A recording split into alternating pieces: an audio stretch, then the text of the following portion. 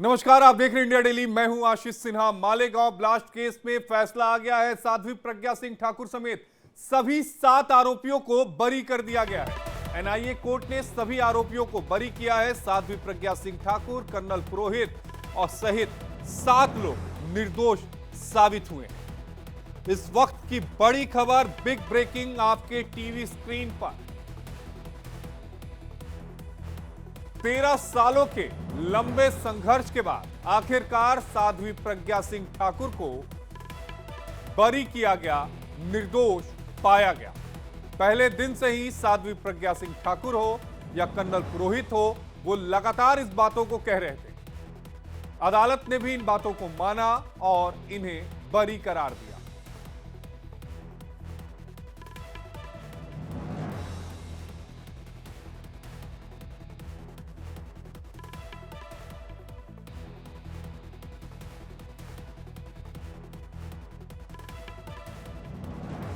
वहीं फैसले पर साध्वी प्रज्ञा सिंह ठाकुर का पहला बयान सामने आया है।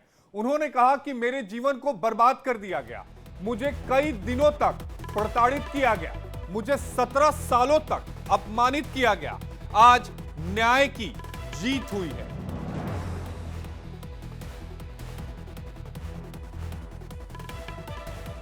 मुझे कई दिनों तक प्रताड़ित किया गया। और हमारे साथ आलोक कुमार जी, कार्यकारी अध्यक्ष बीएचपी के फोन लाइन पर जुड़ गए हैं। आलोक कुमार जी, इंडिया डेली में स्वागत है। एक बड़ी जीत जी। 17 सालों के बाद आज इंसाफ हुआ। आलोक कुमार जी, जी जी आपकी पहली प्रतिक्रिया। जी आलोक जी, प्लीज। यूपीए सरकार के समय जिहादी आतंकवाद के सामने भगवा आतंकवाद, इसका षड्यंत्र रचा गया था। और ये षड्यंत्र इस बात से साबित होता है कि वर्तमान के विपक्ष के नेता ने एक विदेशी राजनयिक से बात करने गए थे जी। उस राजनयिक ने मुस्लिम आतंकवाद की और जिहाद की चर्चा की। इन्होंने कहा कि जिहादी आतंकवाद से भी ज्यादा खतरनाक है भगवा आतंकवाद। झूठे केस बनाए गए जी। बिना वारंट के गिरफ्तार किया गया, यातनाएं दी गई, गवाहों को झूठे बयान देने के लिए मजबूर किया गया। 17 साल तक एक डिटरमिन्ड लड़ाई हुई। आज न्याय हुआ, आज सत्य सामने आया। ये जो अपराध बढ़ा जा रहा था जी। ये केवल इन 7 लोगों पे नहीं था, ये पूरे हिंदू समाज के माथे पर था। आज वह दुर्दिन समाप्त हुए हैं, वह षड्यंत्र परास्त हुआ है। हमको आनंद है, हम इस फैसले का स्वागत करते हैं। लेकिन आलोक कुमार जी, लड़ाई तो अभी शुरू हुई है। जिन लोगों ने इस कलंक को मढ़ने की कोशिश की, क्या उन्हें ऐसे ही छोड़ दिया जाए? मैं समझता हूं कि सरकार को जांच करना चाहिए। जांच में लगातार खामियां थी। जो जांच कर सकते हैं उस स्तर के अफसर जांच नहीं कर रहे थे जी। बहुत सारे पहलू छोड़ दिए गए थे, जैसा कि न्यायालय को भी प्रार्थना की गई है। इस बात की जांच होनी चाहिए कि इस षड्यंत्र में कौन थे और उन सबको भी दंडित किया जाना चाहिए, जिससे निर्दोष नागरिक सुरक्षा के भाव से देश में रह सके। जी आलोक जी, जो सैफरन टेररिज्म कहा गया, क्या वो तुष्टीकरण की राजनीति की एक नई प्रकाष्ठा थी? वो तुष्टीकरण की राजनीति की सबसे विकृत और भौंडी पराकाष्ठा थी। जी। आप हिंदू समाज के माथे पर क्या चिपकाना चाह रहे हो? जिस समाज ने आज तक विश्व में एक भी व्यक्ति को तलवार के बल पर धर्मांतरण नहीं किया, जी। जिसके लोग निशस्त्र जाते थे और अपनी चर्चा और तप के आधार पर धर्म प्रचार करते थे, उनको आतंकवादी कहना। और मैं जानकारी रखता हूं कि उनकी योजना थी कि विश्व हिंदू परिषद के जी और राष्ट्रीय स्वयंसेवक संघ के शीर्षस्थ लोगों को इसमें लपेट लिया जाए। मैं उस न्याय व्यवस्था को धन्यवाद देता हूं जिसके कारण से ये नहीं हो सका, पर यह षड्यंत्र घृणित था। आलोक कुमार जी, सनातन में हमारे कहा भी जाता है कि सत्य परेशान हो सकता है लेकिन पराजित नहीं। आप सत्य कह रहे हैं, परेशान हुआ, भरपूर हुआ है। उनके स्वास्थ्य पे असर पड़ा है, उनके मन पर असर पड़ा है। हिंदू समाज के बारे में विश्व भर में ये सब बयान फैलाने से इमेज खराब हुई है। लोगों को मुस्लिम इस्लामोफोबिया बुरा लगता है, पर हिंदू फोबिया फैलाने में संकोच नहीं होता। सत्य परेशान हुआ है, पर अब विजयी हुआ है, परास्त होने का तो सवाल ही नहीं है। आलोक कुमार जी, एक आखिरी सवाल आपसे लूंगा कि जो लोग आतंकवाद का कभी धर्म ढूंढ नहीं पाए, उन्होंने सैफरन आतंकवाद के जरिए एक धर्म ढूंढ लिया था इस पूरे मामले में। मैंने कहीं एक बात पढ़ी थी जी, और ये बंबई के बम धमाकों के बाद की बात है जी, जिसमें कहा गया था कि सब मुसलमानों को या किसी एक पर्टिकुलर धर्म के लोगों पर सामूहिक शक न किया जाए। जी, मैंने कहा था कि मैं मानता हूं कि सब मुसलमान आतंकवादी नहीं हो सकते, पर ऐसा क्यों है कि अधिकांश आतंकवादी मुसलमान होते हैं। जी, जिहाद की प्रेरणाओं पर विचार करना चाहिए। ये हिंसा और आतंकवाद कहाँ से उपजता है? जी, क्या धर्म की पुस्तक से, क्या शरिया से? इसका विचार करना चाहिए। जी, और जहां आतंकवाद है उसकी जड़ मूल पर प्रहार करना चाहिए। हिंदुओं के मत में कुछ बढ़ने की कोशिश की तो ऐसे ही देंगे। जी, बहुत शुक्रिया आलोक कुमार जी, कार्यकारी अध्यक्ष हैं वीएचपी के, हमारे साथ जुड़े थे, अपनी बातों को उन्होंने रखा। लेकिन साध्वी प्रज्ञा सिंह ठाकुर के जो बयान है उनको भी आपको टीवी स्क्रीन के नीचे दिखा रहे हैं। मुझे अपने ही देश में आतंकवादी बना दिया गया, उन्होंने कहा। मैं कहते हैं सत्य का विजय हुआ है, क्योंकि जिस तरह से कोर्ट ने पूरा थियरी आज कोर्ट में बताया कि कोर्ट माननीय स्पेशल जज एनआईए के स्पेशल जज उन्होंने आज पूरा कोर्ट में स्टार्टिंग से ये बताया कि पूरा फ्लैशबैक उन्होंने या थ्रोबैक उसमें डाला कि कैसे केस कोर्ट में आई थी, किस तरह से विटनेसेस थे। उन्होंने बोला था कि 230 विटनेसेस जो है किस तरह से इन्वेस्टिगेशन किए थे, कितने विटनेसेस हॉस्टाइल हो गए। जो वो बोले थे कि जितने मटेरियल विटनेसेस प्रोसिक्यूशन ने लाए उन्होंने उसको हॉस्टाइल डिक्लेयर कर दिया था, और उन्होंने उनके थियरी को जो विटनेसेस प्रोसिक्यूशन ने लाए उनको रिलायबल नहीं बोल के कोर्ट ने उनको ड्रॉप कर दिया था, और उस तरह से कोर्ट ने आरोपी के फेवर में जजमेंट दे दिया आज। तो आने वाले दिनों में क्या कुछ एक्यूज के लिए कुछ निर्देश जारी किए गए हैं, क्योंकि मामला जो है अब वो आने वाले दिनों में कोर्ट जो हायर कोर्ट है उसमें भी जाने की उम्मीद जताई। जैसे लॉ में प्रोविजन होती है कि अगर कोई अपील में जाता है तो उसके लिए एक बॉन्ड होता है कि 6 महीने तक वो बॉन्ड देना पड़ता है कि आप कोर्ट में अपील कोर्ट में हाजिर रहोगे, वैसा बॉन्ड देने बोला है, वो आरोपी कंप्लाई करेंगे। ठीक है, thank you so much. Thank you so much. बनाकर जबरन फंसाना चाहती थी। निश्चित रूप से अब कांग्रेस जवाब दे ना, माफी मांगनी पड़ेगी। हिंदू आतंकवाद का जो लेप उसने हिंदुओं पर लगाया था, भगवा आतंकवाद का जो लेप लगाया था, कांग्रेस हिंदुस्तान के हिंदुओं से माफी मांगे कि किस तरह उनने हिंदुओं को बदनाम करने की साजिश रची थी। और आज कांग्रेस को जो है मुंह की खानी पड़ी है इस मामले में। न्यायालय ने जो निर्णय दिया वो स्वागत योग्य। अलग अलग प्रतिक्रियाएं सुन रहे थे। लोगों का कहना है कि न्यायालय ने जो फैसला दिया वो स्वीकार योग्य है। हालांकि रवि किशन ने यह कहा, बीजेपी की तरफ से पहला बयान कि भगवा आतंकवाद के नैरेटिव को गढ़ा गया था, कांग्रेस को अब जवाब देना होगा। जाहिर तौर पर पार्लियामेंट का सेशन इस समय चल रहा है, इसकी गूंज जो है वो संसद में भी सुनाई देगी। उमा भारती ने कहा, साध्वी प्रज्ञा को बरी होने पर बहुत बहुत बधाई। इस वक्त की बड़ी खबर आपके टीवी स्क्रीन पर। वाली सीट में वहीं बैठती थी पिछले सदन में, पैरालाइज उनका शरीर तो पूरा वेजिटेबल कर दिया। और बाकी अक्यूजों के परिवार के साथ 17 साल में क्या होगा, उनके बच्चों की जिंदगी पे क्या होगा, वो माता पिता उन पर क्या बीती होगी जिनके बच्चे सारे, जिनको आरोप मढ़ा गया था, आज उनका जवाबदेही उस 17 साल कौन लौटाएगा उनकी लाइफ से। तो कांग्रेस की जितने आला कमान जो नेता रहे जिन्होंने भगवा आतंकी शब्द दिया गया था, उनको जवाब देना है। They are all accountable. Parliament में जवाब दें, अपने क्षेत्र में, अपने जिले में जहां चुनाव लड़ते हैं, विधानसभा में जहां चुनाव लड़ते हैं वहां जवाब दें, देश को जवाब दें, 100 करोड़ हिंदुओं को जवाब दें कि क्यों भगवा आतंकी बताया, किस प्रूफ के साथ आप लोगों ने बोलना शुरू कर दिया, किसने नैरेटिव सेट किया, कौन था, क्या मास्टरमाइंड था, क्यों भारत में 100 करोड़ हिंदुओं को भगवा आतंकी कहा गया, आज एनआईए कोर्ट ने साबित कर दिया। लेकिन वो 17 साल कौन लौटाएगा उन सारे लोगों को जिनको आरोपी बनाया गया था, झूठा आरोप। लेकिन जिस तरीके से गृह मंत्री जी ने भी कल कहा कि हिंदू आतंकवादी नहीं हो सकता, गृह मंत्री जी की बात कल उन्होंने सदन में कही और आज ये बात सच साबित हुई। हिंदू विचारधारा ही नहीं आतंकी, हिंदू तो शांति का प्रतीक है। वो कैसे किसी को मार सकता है, कैसे को बॉम्ब लगा सकता है, वो कैसे ब्लास्ट कर सकता है, तो ये बहुत दुखद है। Unless and until I don't know why they. But आपको लगता है सर कि भगवा आतंकवाद की जो थ्योरी लगातार गढ़ी जा रही थी वो अब कम होगा, इतना बड़ा एक मैसेज आया? नहीं, पहले तो पार्लियामेंट में इस पर जवाब मांगा जाएगा, पहले तो सदन में लोगों को जवाब देना है, then will talk, there will be definite. Of course हम पूरी हमारी पार्टी मांगेगी, जरूर मांगेगी, इन लोगों से पूछा जाएगा कि आप जवाब दीजिए क्यों भगवा आतंकी, क्या नैरेटिव, किसके बोलने पे ये साजिश रची गई।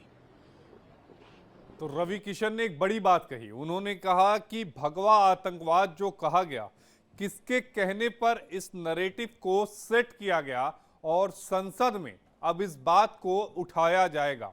यानी संसद में अब विपक्ष से ही सवाल पूछा जाएगा कि आखिर भगवा आतंकवाद की जो थ्योरी थी वो किसके कहने पर गढ़ी गई, किसके कहने पर उस थ्योरी को इजाद किया गया। लेकिन 17 सालों के थे जिनको आरोपी बनाया गया तो उनको मैं बधाई देता हूं, न्यायालय को साधुवाद देता हूं कि उन्होंने न केवल कर्नल पुरोहित, साध्वी प्रज्ञा के साथ न्याय किया है, बल्कि इन्होंने पूरे हिंदू समाज के साथ न्याय किया है, आर्मी पर न्याय किया है, क्योंकि इन्होंने तो कर्नल पुरोहित जो सर्विंग कर्नल थे उनके ऊपर कहा कि ये उसमें आतंकवादी हैं। इन्होंने एक थ्योरी रचा भगवा आतंकवाद, और भगवा आतंकवाद के तहत ये मालेगांव में इन्होंने मूर्त रूप दिया इनको फंसा करके। और इतना ही नहीं, 26/11 हुआ था बॉम्बे में, 166 लोग मारे गए, 2 IPS ऑफिसर, एक मेजर मारे गए, उसमें भी इन्होंने कसाब जिंदा पकड़ा गया। तो ये हालत इनका था। माननीय दिग्विजय सिंह, के रहमान साहब, AR अंतुले साहब, इन लोगों ने वहां भी भगवा आतंकवाद की थ्योरी रची और कहा ये पाकिस्तान का नहीं, अरे ये तो RSS का हाथ है। अजीज बर्नी सहारा के उर्दू एडिटर थे, उनसे एक पुस्तक लिखवा डाली 26/11 RSS की साजिश। गृह मंत्री अमित शाह ने कल संसद में कहा था कि कोई हिंदू आतंकवादी नहीं हो सकता। मालेगांव ब्लास्ट पर कांग्रेस ने भगवा आतंकवाद की थ्योरी गढ़ी थी। अमित शाह ने कल संसद में क्या कुछ कहा था, उनके बयान को आपको सुनवाएंगे, क्योंकि उन्होंने साफ तौर पर कहा कि हिंदू कभी भी आतंकवादी हो ही नहीं सकता और भगवा आतंकवाद की जो थ्योरी है वो गढ़ी गई थी। मान्यवर, इनके चिदंबरम जी के कार्यकाल में ही अफजल गुरी की फांसी जब तक वो गृह मंत्री नहीं गए नहीं हुई। बंबई का हमला, बंबई के हमले के बाद आज ये दिग्विजय सिंह चले गए हैं, उन्होंने कहा है तो RSS ने कराया था। मान्यवर, ये क्या बोल रहे हैं, किसके लिए बोल रहे हैं, किसको बचा रहे हैं, क्या कहना चाहते हैं? और हिंदू टेरर का सगुफा किसने छोड़ा? मैं आज दुनिया के सामने, देश की जनता के सामने गर्व से कहता हूं कि हिंदू कभी टेररिस्ट नहीं हो सकता। तो आपने गृह मंत्री अमित शाह को सुना। अमित शाह ने क्या कुछ कहा कि हिंदू आतंकवादी नहीं हो सकता। उन्होंने पी चिदंबरम के बयान को भी कल संसद में उठाया। लेकिन सबसे बड़ा सवाल यह है कि 17 सालों के बाद इंसाफ तो मिल गया, लेकिन ये 17 साल उन्हें वापस कौन लौटाएगा?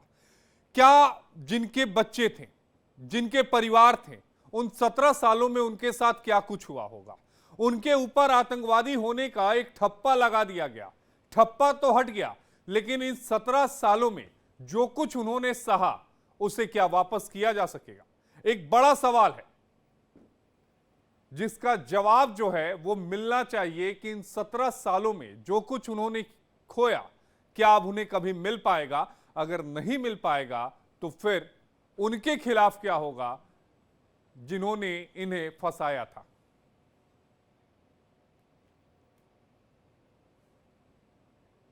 तो भगवा आतंकवाद की जो थ्योरी थी वो गढ़ी गई थी। रवि किशन ने यह कहा। प्रज्ञा सिंह ठाकुर का भी बयान आपको दिखा रहे हैं। मैं न्याय के प्रति सम्मान करती हूं, मुझे 13 दिनों तक प्रताड़ित किया गया था। मुझे यह अपने देश में ही आतंकवादी बना दिया गया था। प्रज्ञा सिंह ठाकुर ने यह कहा, मुझे 17 साल तक अपमानित किया गया।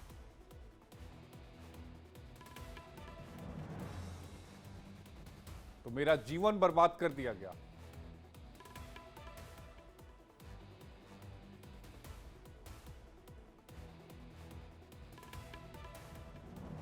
तो फैसले के बाद बीजेपी की तरफ से भी पहला बयान आया है। उन्होंने कहा कि भगवा आतंकवाद को गढ़ा गया था। रवि किशन ने यह बयान दिया। उन्होंने कहा कि कांग्रेस को अब जवाब देना होगा।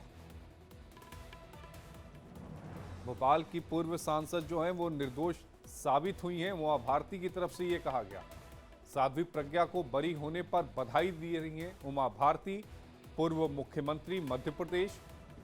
हालांकि कोर्ट के फैसले पर पीड़ितों ने यह कहा कि वो इस फैसले को ऊपरी अदालत में चुनौती देंगे।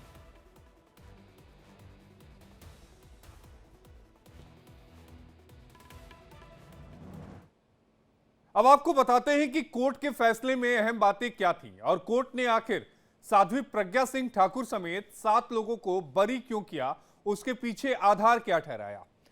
कोर्ट ने क्या कहा कि मोटरसाइकिल साध्वी प्रज्ञा सिंह के नाम पर नहीं थी। दूसरी अहम बात, दोषी साबित करने के लिए जो सबूत हैं वो पर्याप्त नहीं है। तीसरी, घटना के बाद एक्सपर्ट्स ने फिंगरप्रिंट्स नहीं लिए थे। चौथी, बाइक किसके नाम पर थी ये सबूत नहीं है। पांचवा, बाइक का चेसिस नंबर रिकवरी नहीं हुआ था। सातवां, कर्नल पुरोहित के घर पर आरडीएक्स का कोई सबूत नहीं है। आठवां, आरडीएक्स को ट्रांसपोर्ट करने का कोई सबूत नहीं है। नौवां, मोटरसाइकिल साध्वी प्रज्ञा सिंह ठाकुर के नाम पर रजिस्टर्ड ही नहीं थी।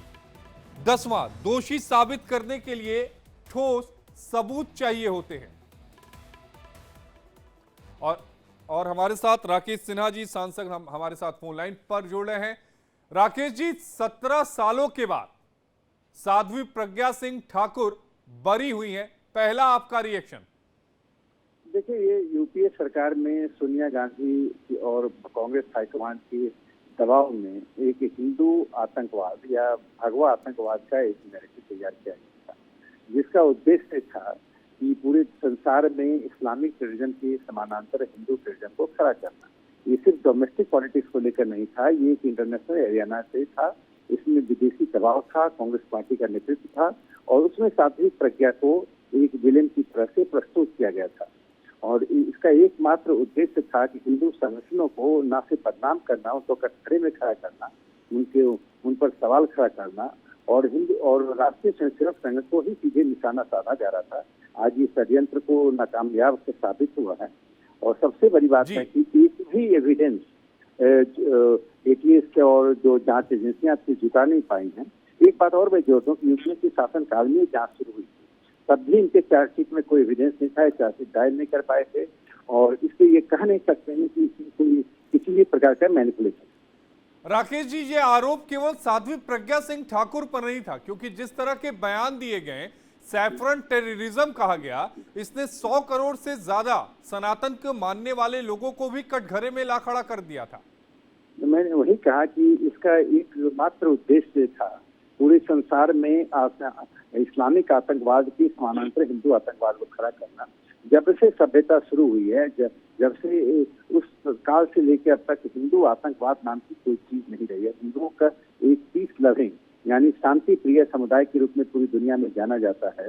दूसरी तरफ इस्लामिक आतंकवाद पूरी दुनिया में फैला हुआ है, तो उसी के पैरेलल खड़ा करके हिंदू समाज को बदनाम करना, इसके पीछे राजनीतिक साजिश के साथ साथ एक साजिश भी शामिल थी। और ये कांग्रेस नेतृत्व के दबाव में ही शिंदे ने जो उस वक्त गृह मंत्री थे, उन्होंने सैफरन टेररिज्म जयपुर के कांग्रेस अधिवेशन में सैफरन टेररिज्म का उपयोग किया था और उस वक्त सोनिया गांधी, राहुल गांधी मंच पर विद्यमान कि उस समय कांग्रेस के ये जो शीर्ष नेता थे वो क्या सोचते थे। उन्होंने कहा कि हिंदू आतंकवाद, उन्होंने यहां पर आरएसएस को भी यानी स्वयं सेवक संघ को भी इसमें घसीटने की कोशिश की थी। लेकिन आज हुआ क्या? 17 सालों के बाद इंसाफ मिल गया और सनातन में कहते भी हैं कि सत्य परेशान हो सकता है लेकिन पराजित नहीं हुआ। जीता, लेकिन सवाल यह उठता है कि 17 साल इनको वापस कौन करेगा? साध्वी प्रज्ञा सिंह ठाकुर, कर्नल पुरोहित समेत 7 लोग 17 सालों तक जो आतंकवादी होने का ठप्पा उनके सिर पर लगा दिया गया, वो आज कोर्ट के आदेश के बाद तो धुल गया, लेकिन क्या उसका दंश भी खत्म हो जाएगा? 17 सालों तक जो अपमान उन्होंने सहा, उसका क्या? उसका हिसाब कैसे होगा? उसका जिम्मेदार कौन है? और क्या ऐसे जिम्मेदार लोगों पर कार्रवाई होगी? यह एक बड़ा सवाल है।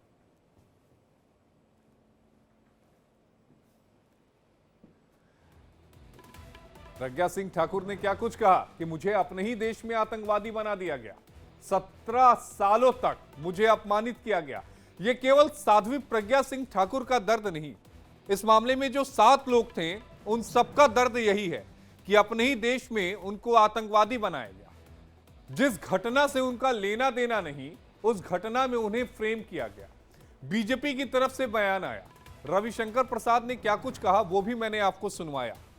रविशंकर प्रसाद ने कहा कि इस मुद्दे को संसद में उठाएंगे और कांग्रेस को इस पर जवाब देना होगा।